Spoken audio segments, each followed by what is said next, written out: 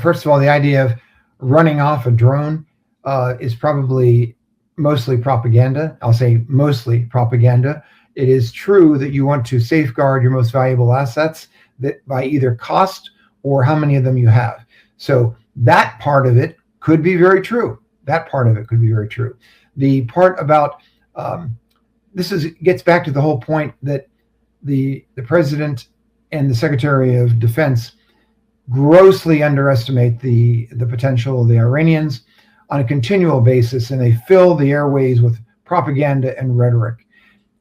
And they're lying to the world, they're lying to the United States, to the citizens about what are the capabilities of Iran. Your photos that you have here that are publicly available, absolutely the case. They can target specific locations. Even if the U.S. destroys 9 out of 10 or 19 out of 20, one or more are going to get through. And thank goodness those are aircraft and not large numbers of soldiers or sailors or airmen or Marines. So the Iranians, I know this doesn't sound right to some of your listeners, particularly those that are hawks in the United States.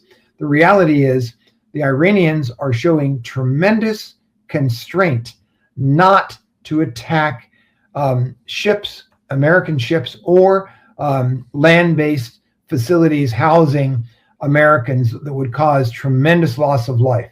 It is my opinion, not in my opinion, my professional opinion, they absolutely have the capability. They are not doing it by design. Not because they can't, but because they choose not to. Most Americans don't understand that.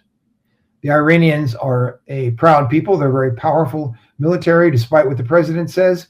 And again, we have to figure out a way to just de-escalate this thing and get that straight open. Quite frankly, I hate to even say this. I think the president would be happy that if they returned to the day before the war, he probably would be greatly satisfied compared to right now. He's in a total mess.